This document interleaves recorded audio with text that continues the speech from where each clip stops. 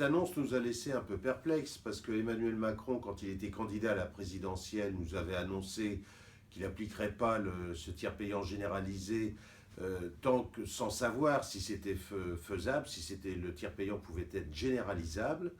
Le Premier ministre nous a dit que premièrement c'était pas sa tasse de thé, qu'en plus de ça, quand ça avait été voté dans la loi de modernisation du système de santé, il y était opposé.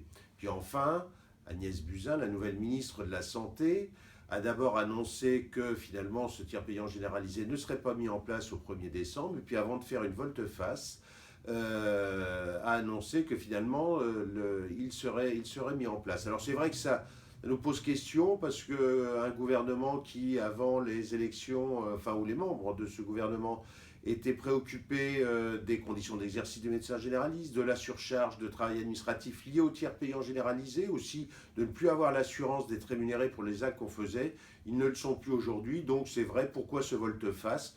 Bien, on se pose des questions.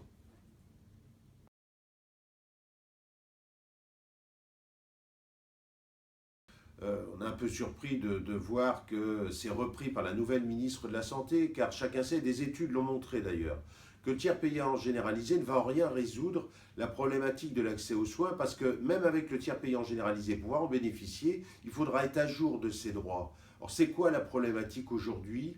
C'est beaucoup de personnes qui d'ailleurs aujourd'hui auraient le droit à la CMU, à la CS et donc au tiers payant généralisé, n'y ont pas le droit tout simplement parce qu'ils ne sont pas à jour de leurs droits. Et donc même avec le tiers payant généralisé, si on n'est pas à jour de ses droits, eh bien on ne pourra pas en bénéficier. Or, on sait très bien qu'aujourd'hui, avec toute une partie de la population qui est délaissée, qui est dans une grande souffrance, et leur première préoccupation le matin, c'est plutôt de savoir ce qu'ils vont manger, où est-ce qu'ils vont loger, plutôt que de mettre à jour leur carte vitale.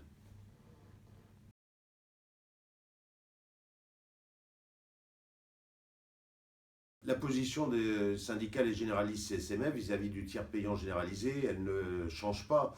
On a toujours une opposition totale au tiers payant généralisé, tant sur la part obligatoire que sur la part complémentaire. Bien sûr, on est tout à fait favorable au tiers payant social et on le pratique de nombreuses fois tous les jours.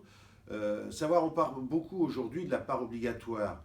Savoir qu'on sait que les complémentaires santé travaillent aussi sur le tiers payant, sur la part complémentaire, qui pour nous représente encore un danger beaucoup plus grand. Parce que le jour où ce sont les complémentaires santé qui vont rémunérer les médecins, eh bien ils seront en mesure de leur imposer des mesures limitatives par rapport à leurs prescriptions, par rapport à plein de choses, les obliger à rentrer dans des réseaux. Donc je crois que tout ce processus de tiers payant, à partir du moment où il est obligatoire, que ce soit sur la part obligatoire comme sur la part complémentaire, on y est totalement opposé. Et bien donc, à partir du 1er décembre, on appellera l'ensemble des médecins généralistes libéraux à boycotter ce tiers payant généralisé.